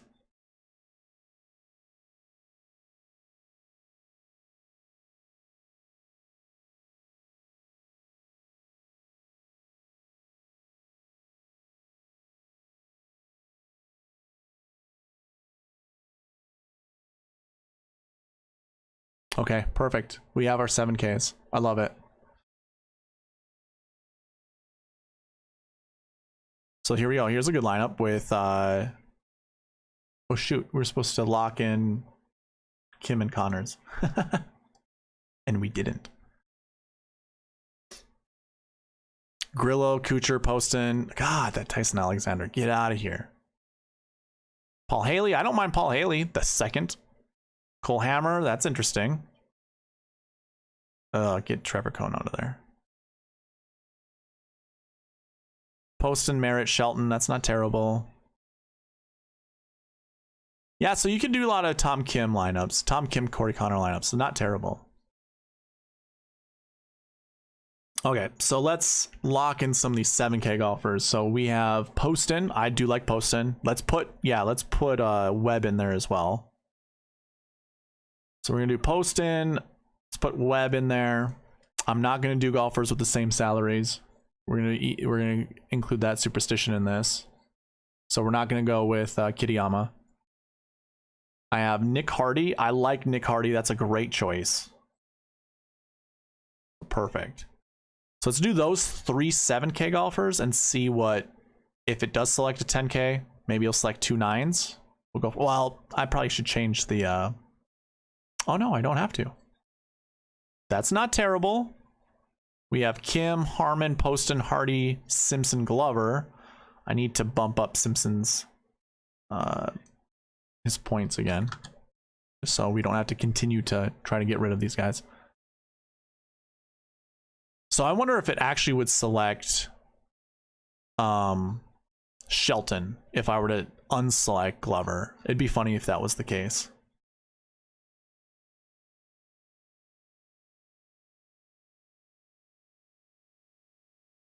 It does not. Look at how balanced this one is. Tom Kim, Mitchell, Siwoo Kim, Poston, Hardy, Simpson. Very interesting. We have to also bump up Hardy's. So we'll bump his up by 200 as well.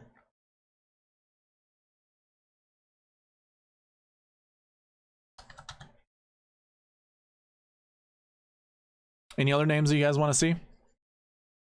Kim, Mitchell, Kim. So 2 Kims. It's not terrible. Oh, this was the one that we already saw. McNeely, Poston, Buckley. Look at this lineup. 10K, 9K, and a bunch of 7s. That seems like a pretty decent cash lineup. Now Poston's the low guy. That's a really good lineup there too. Connors, Montgomery, Davis. That's a good 2 9K start. Make sure it selects a 10K golfer.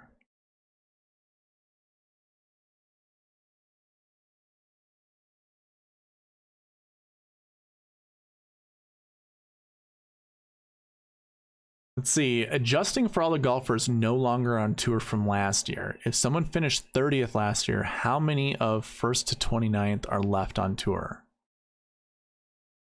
I'm not sure. Are you talking about like the end of the tour championship? Like 30th place? Is this like a live golf question? Like how many were inside the top 30 that went to live golf or just retired or for whatever reason aren't playing? Let me know. Again, there's like a 10-second delay, so.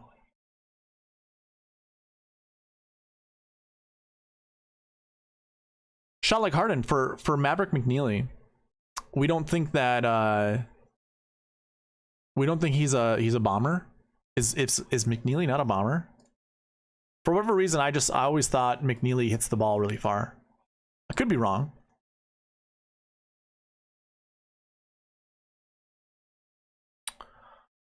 So off the tee, barely gains. Approach isn't super good. Okay, so his putting, you're right. His putting is really good. But he is one of the longer hitters in the field. 308 yards off the tee. Accuracy is really bad. So that's what makes up his poor off the tee stats. And that's probably what also makes up his poor approach stats. He must not be hitting enough greens from where he puts it in the rough. Yeah, his proximity is awful. 40 yards from the green on average. But his bogey avoidance is really good. Birdie or better is not terrible. These are from the PGA, and I don't know if this is just taking into account this year. So starting at the fall swing, these aren't terrible stats.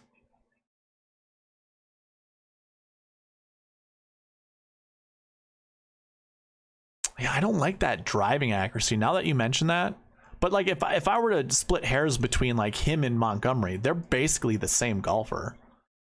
Like Montgomery's just a little bit more accurate than Maverick McNeely.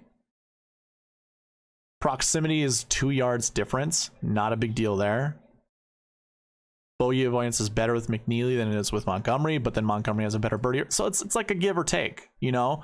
And this doesn't say, okay, based off of these numbers that Montgomery is going to actually have more birdies than McNeely. It's pretty darn close. Oof, man, that's... Okay, so total eagles is kind of where now I'm looking at. 7 eagles compared to 1. That's a huge difference. I like... See, that's what I... Okay, hey, man, I think you probably talked me on... You probably talked me on Montgomery over McNeely. Yep, and I don't disagree. He probably is one of the better putters on tour.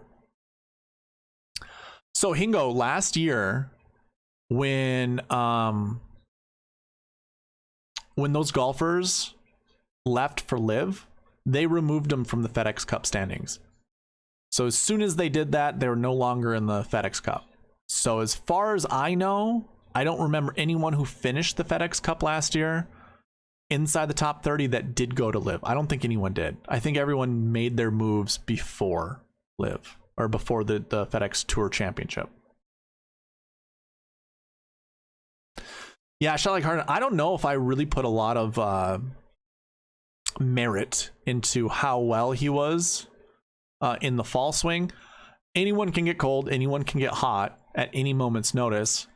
I do think Montgomery is a very talented golfer, and you can see the rankings between McNeely and Montgomery are only 3 points apart. So I don't really have an issue there. You know what's kind of sad is when I look just above them in the salary, how much better those rankings are for those golfers. Harmon, Connors, Horschel, Keegan, and then also below them. Well, I wonder what that is. Is that Bermuda stats, I wonder? Like, how many points are we... Oh yeah, we're below quite a bit. Yeah, so grass doesn't look super good in comparison to the guys above and below. Especially last year's grass. Oof, Montgomery not good on Bermuda.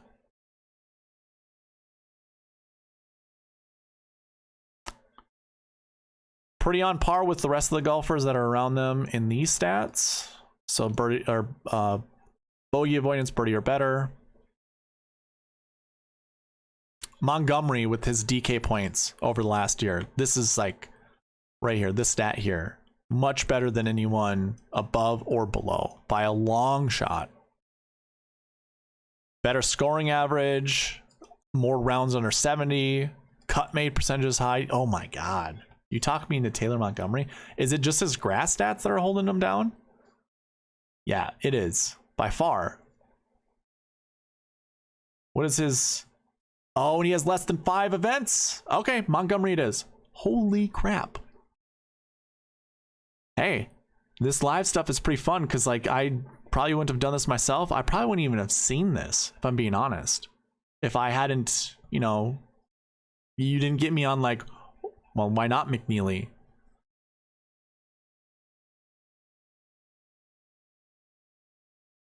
Yeah, man. So Cam Smith and Sung J M. We bring these salaries back up. So Cam Smith wasn't in yeah, he had a miscut bucket.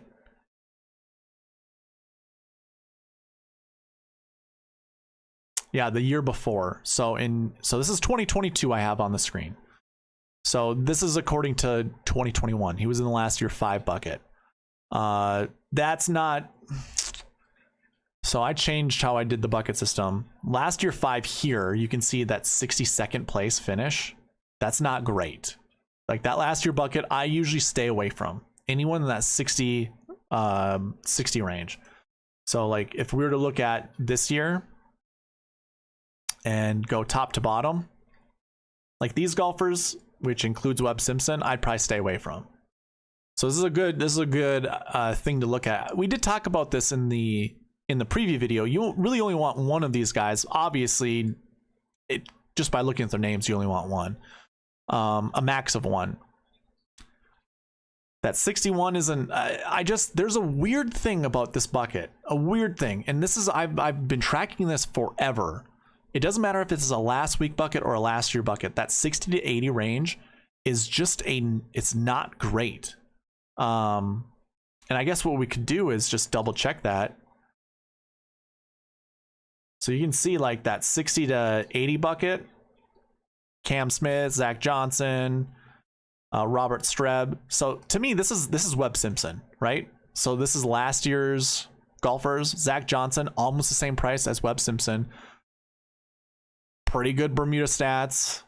A wily veteran. I would say Webb isn't so much on the downslide as Zach Johnson would have been last year, but personally, I probably would rather have, like, I'd rather not play Webb Simpson, put it that way.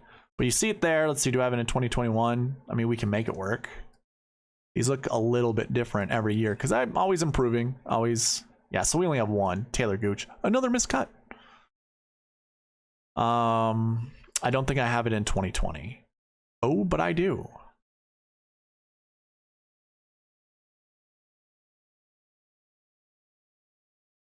Hey, here's one that actually did work out. Kevin Kisner. So last year,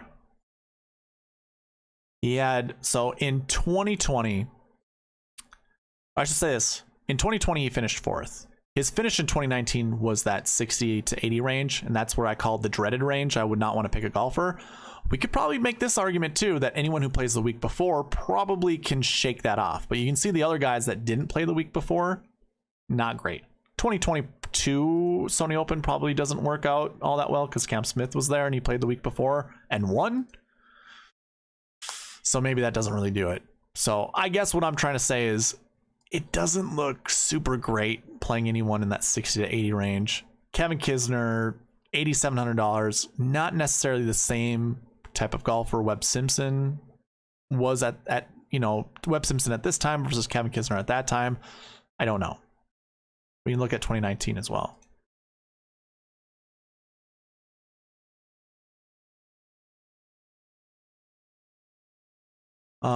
You can see the results are in this column and no one broke top 20. So it's not a great bucket. And I don't know if that has anything to do with like just bad memories from the year before, maybe just kind of apathetic memories, like just like, oh yeah, I made the cut, didn't do great, whatever. Or maybe that is a bad thing where you make the cut, which is, you know, obviously you're in the top half of the field, but then you blow up in the last 2 rounds. Does that give you like scarring, trauma, or anything like that? I don't know. But yeah, like I said, this 60 to 80 range is a kind of like a no-fly zone, a no-go zone. So that's just something that I've noticed. Now, obviously, someone like Webb could shake that. I don't know. Does that change any of your guys' thoughts on that?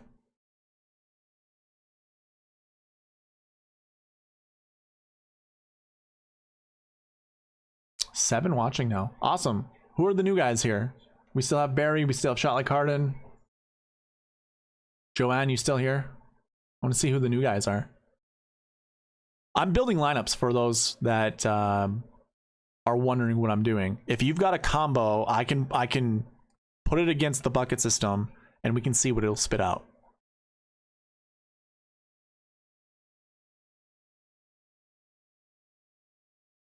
Oh yeah, we had our 7K golfers in here, right? So I'm actually going to remove Webb Simpson now that I kind of figured out all that information. And that's actually really going to push me off of him with all my other lineups, believe it or not. It's good to know with Keith Mitchell. So we remove Webb and we put another old guy in there with Matt Kuchar. Let's remove that.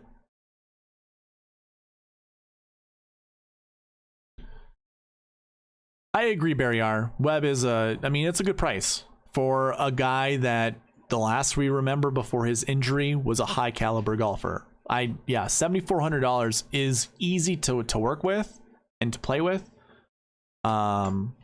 Let's see, what is my exposure set to him? Probably, I hope it's something low.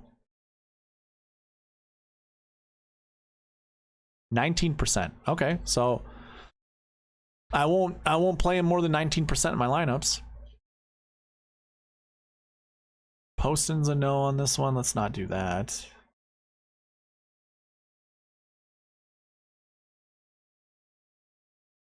I want Svensson out of there.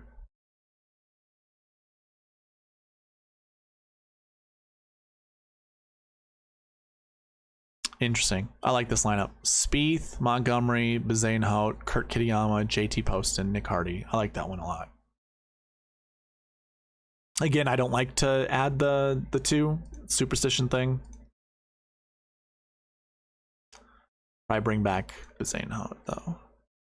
There you go. Keith Mitchell, Cam Davis. Hey, that's not terrible. And a bunch of those 7Ks. That's pretty good. This is a good cash lineup. Like if you had a winner take all league or something like that, this is a pretty good lineup for that. Okay. So I think I'm going to do last call for new lineups. We are running pretty long. Hour 43. Put in some other combos if you'd like to see other ones. I think I went back to our anchor buckets.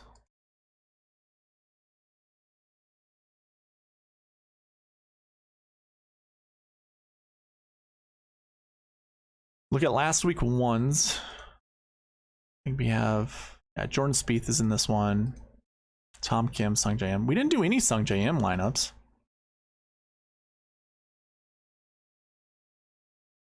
Who's our best lineups with Sung J in them?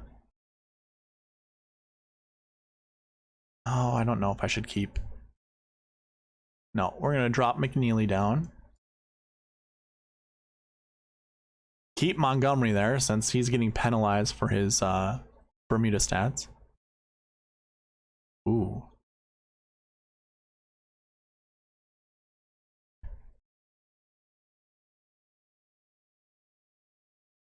Hi, Joanne. How's the lineup construction juices flowing? You have some ideas of how to build lineups this week? Who are your favorite two golfers? Yeah, so we're seeing a lot of these same golfers. I think Nick Hardy's obviously bumped up because I put his price tag up, but that's fine. I mean, to me, it's like I'm looking more at the buckets and how they kind of change. I don't know why Nick Hardy's stats are so poor. We can take a look at that.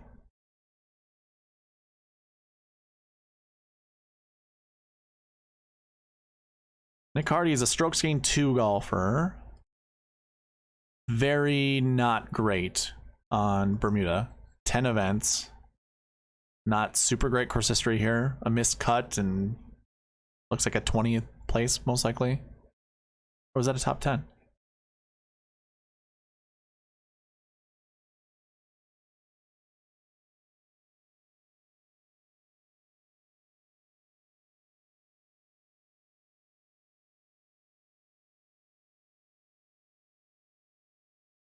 Trying to find Nick Hardy. I don't have this.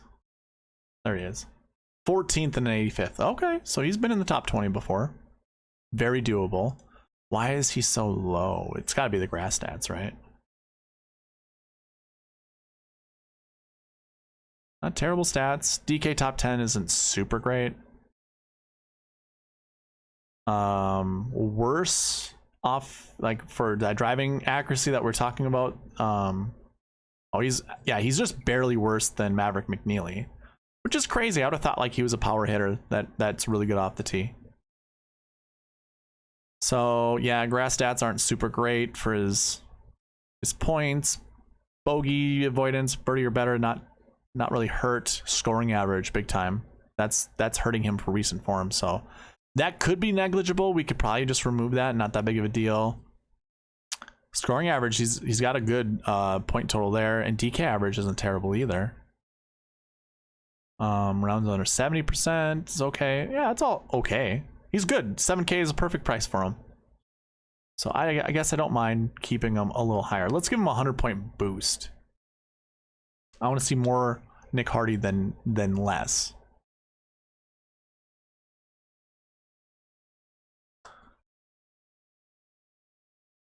Barry, I don't really disagree. I also don't like how soft the pricing is. I don't know if this is going to be a thing going forward. This will kind of mess up lineup construction with like the buckets and everything. Yeah, I don't mind that 10, 9, 8, 7, 7, 6. I think it's a good, obviously every single week it's a good way to start out, and then you can just flip some of those numbers around.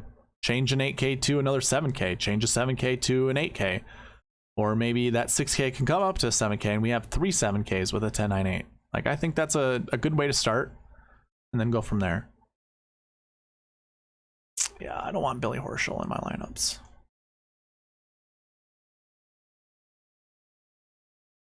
Shot like Harden, I don't mind Kazire, honestly. I will just stick to the exposures. I don't know what I have him set at. Or is he like 7,400 or something like that, if I remember correctly? 7,300. 12%. Yeah, that's a good exposure amount for someone like Kazire. He has won here before. I don't mind playing him. I don't know what his game is like recently, but yeah, I don't mind making a couple lineups with him. So it kind of looks like if you went Sung JM, it's really opening up a ton of different lineups. Like there's been a new 9K in every single time that I've done this, a new 8K. It's kind of cool. So Sung J might actually provide you the most flexibility when building lineups.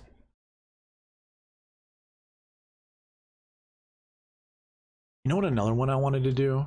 So I already did Jordan Spieth, KH Lee. Jordan Spieth, Cameron Davis lineups. See what I can get out of this. All right, so last call for any new lineups being made. We'll just run this another 10-15 seconds if there's no. Okay, perfect.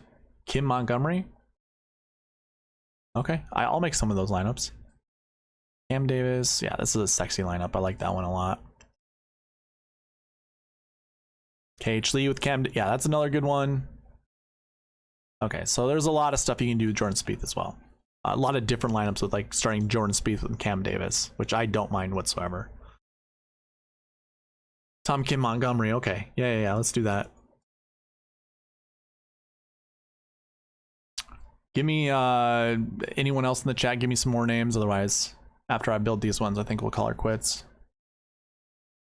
Kitayama, Poston, Svensson. Let's do the 10-9-8.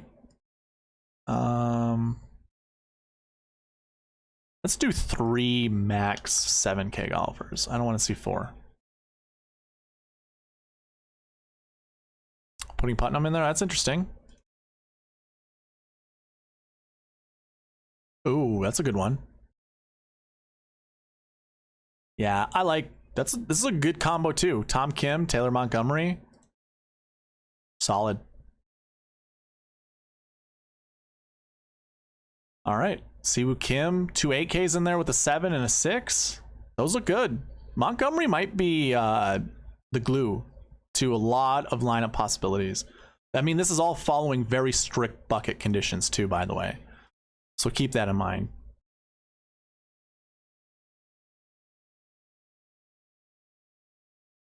Yeah, see, I like this is awesome. Seeing something like this is different than what we've been seeing, and it kind of shows you how the bucket system works. So if you start with this a different kind of combination, it won't select the same golfers that another combination does. I think that's exactly how you want to be building lineups.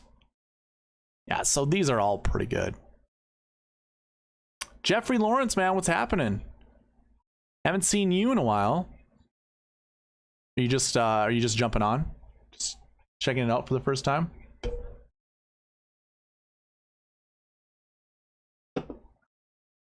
Jeff, if you have any combos that you would like to see, let me know. We're getting close to the end of the stream. I said this like 3 or 4 other times before. But I don't mind doing this. I don't mind continuing to talk about these, so let me know. This is for you guys. I absolutely love tinkering around in theory crafting, so. Yeah, let's do a Kim in 2 9Ks. You know what? That actually reminds me, there was a lineup that I'd created earlier before I jumped on that did utilize 2 9Ks and a 10K in there. And it, from what I remember, was pretty sexy. By the way, Barry, we're talking about Tom Kim, not Siwoo Kim. Yeah, we can do without Jimmy Walker. There we go. Yeah, something like this. This is pretty sexy. Is there a 9K golfer you wouldn't want to play, Barry? Personally, I wouldn't want to play Billy Horschel.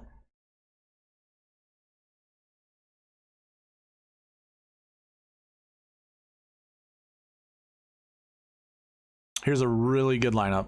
Well, shouldn't say really.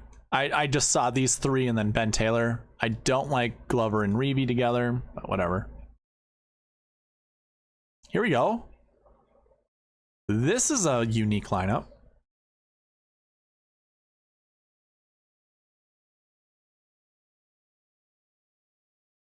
We did talk about Ryan Brem, right? Here's another good one. So it looks like Glover's the glue holding a lot of these together. I think I probably just take out Glover, right?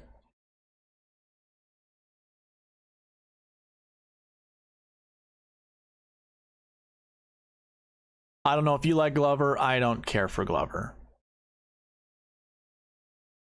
Kim, Connors, and Monty. Okay, I'll do that. Here you go. I didn't even have to select it. It did it all by itself. Do you like Chad Ramey?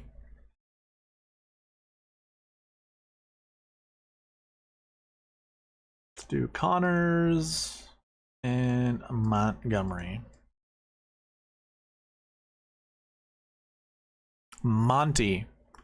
Kyle Stanley. Showing up. Haven't seen him in a while. All right, let's get past a lot of these low 6Ks. We'll just let the optimizer just deselect them to 6Ks. Oof. I don't mind 2 6Ks this week, guys. I think that's fine. Parker, I talked about him in the...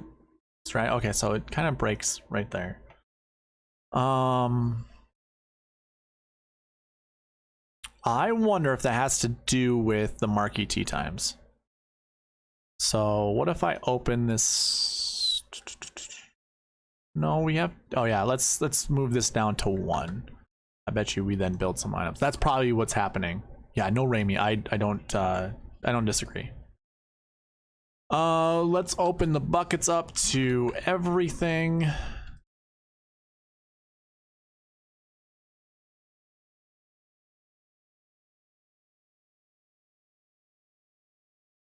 Yeah, so I don't think we're gonna find a good 6K golfer that it wants to select. I'm not making it choose 2 7Ks. So if John Ho wasn't withdrawing, again, that was just something I heard in this chat. I don't know if that's the case, but starting right here isn't terrible.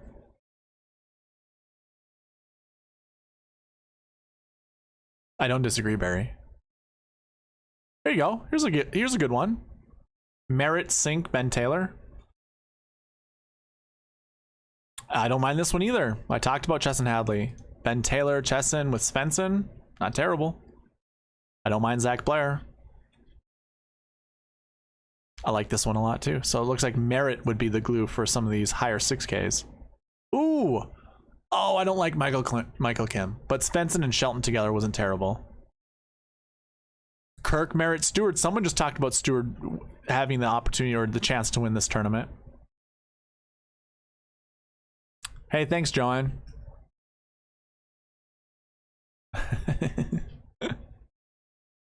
Here's a good one. Okay, so I think that's about it. I don't really see anybody else in there with any other names, but hopefully this gave you guys some ideas on what to do with lineups. Again, if you're interested in the optimizer, let me know. Obviously, be subscribe, comment down below, email me at sweetspotdfs@gmail.com, and I will send you the optimizer if you'd like it.